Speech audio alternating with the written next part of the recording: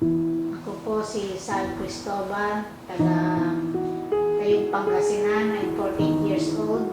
Na-diagnose po ako ng cervical cancer.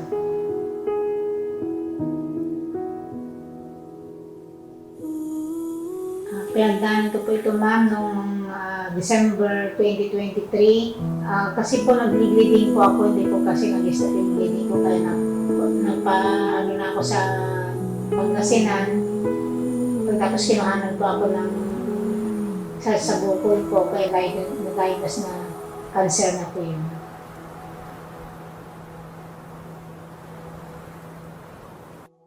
Napili ko po ito ma'am kasi no balance billing. Nakita ko po kasi ito sa Facebook na no balance billing kaya dito po ako pumunta.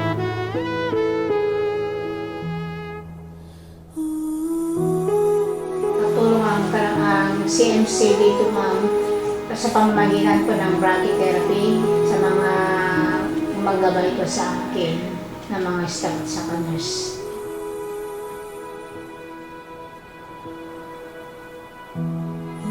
Sa mga katulad yung mga pinagdadaanan ng mga cancer, huwag po tayong mawalan ng pag-asa, laban lang, dito ang Diyos.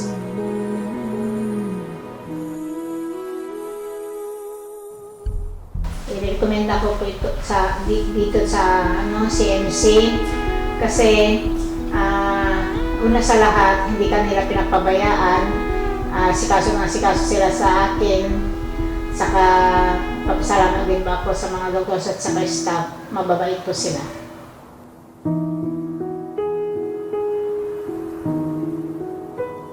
Unang-una po, nagpapasalamat ako sa Panginoon dahil binigyan po ako ng lakas lumaban sa pamilya ko po na gumagabay sa akin na sabihin lumaban ako saka dito po sa CMC po.